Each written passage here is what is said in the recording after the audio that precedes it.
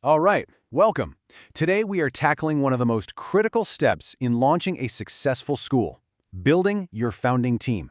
Believe me, the choices you make right here, right now, will literally define everything that comes next. And let's just start with this fundamental truth, right? It's so easy to get caught up in the fancy buildings and the shiny new equipment, but none of that matters. A school's buildings don't teach, teachers do. Your reputation, the trust you build with parents, it all comes down to the people you hire. Okay, so let's get into the nitty-gritty. We're starting with the blueprint, the actual structure of your team. The big question is, how many people do you really need to get this thing off the ground? So the first thing you got to get a handle on are these industry standard ratios. For your little ones in pre-primary, you're looking at one teacher for every 20 to 25 kids, plus a caregiver. That's super important. Once you hit primary, it stretches to about 1 to 30. These numbers are your starting point, your first principle for figuring out how many teachers you need. Okay, so that's the theory. But what does it actually look like in practice? Think of this as your year 1 shopping list, assuming you're starting with about 200 students. You'll need one principal to steer the ship, somewhere between 12 and 16 teachers, a couple of people in the admin office, and a handful of support staff. This is your core crew, the team that's going to bring your vision to life. So we've got our numbers, we know how many people we need. But now comes the really tricky part. What kind of people? We need to talk about the specific, often non-negotiable qualifications that different educational boards demand. And trust me, it is not a one-size-fits-all deal. And this right here is the perfect example of what I'm talking about. Look at the role of a principal. For a CBSE school, they're really focused on compliance, on audits, on navigating the system. But for an IB school, it's a whole different ballgame. They need specific training in global teaching methods, like the PYP. The degrees on paper might look the same, but the required skills tell you what each board truly values.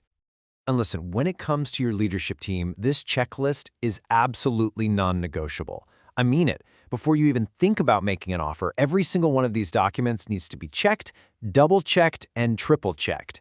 This isn't just about paperwork, it's about doing your due diligence to protect your school and, most importantly, your students. And this same pattern, it trickles right down to your teachers. For CBSE, a BEd is pretty standard. But if you're opening an IB primary school, you have to find candidates who've gone through specific primary years program, or PYP workshops. These different training paths directly shape what happens in the classroom, the very methods your teachers will use every day. But you can have a candidate with all the right degrees, all the perfect qualifications on paper, and still miss the single most important step in the entire hiring process, the one thing that actually shows you if a person can truly teach. And that step, well, it's the heart of a truly smart recruitment process. So let's walk through the pipeline, the proven method that gets you from a simple job posting to having an absolute star educator in your classroom. Okay, this is it. This is your roadmap. It takes all the guesswork out of hiring. You post the job, you screen the resumes, you do a quick phone interview. But then, and this is critical, comes the demo class. Notice how that happens before the final interview. It's a funnel. It lets you see who can actually walk the walk before you get too far down the road.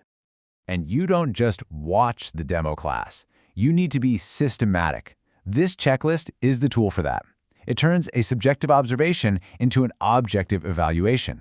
You're not just getting a feeling about the teacher. You're actively scoring them on things like subject knowledge, how well they engage the kids, and if they can actually manage a classroom. Okay, deep breath. You've run the process, you've found your star. Now what? Now we make it official. It's time to build a stable, professional, and legally sound foundation for your team. First up, let's talk money, because let's be real, it matters.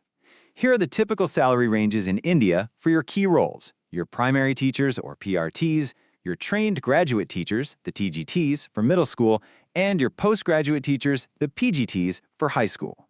If you want to attract, and more importantly, keep the best people, you have to be competitive. Don't think of this as an expense, it's your #1 investment in quality.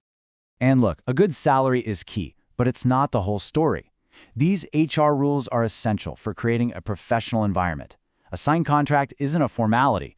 It sets clear expectations for everyone. Things like documented annual appraisals, that shows your staff you're invested in their growth, which builds incredible loyalty. This kind of diligence is especially crucial for your support staff because this is all about parent trust. Think about it from their perspective. These things are must-haves. police verification for security guards, valid licenses for drivers. These are the non-negotiable safety standards that let parents drop their kids off with total peace of mind.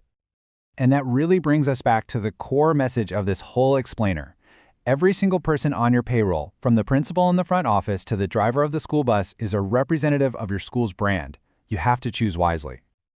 So, that leaves us with one big question, doesn't it?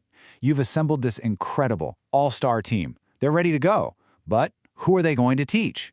How do you actually go about building your student body? Well, we'll tackle that next time.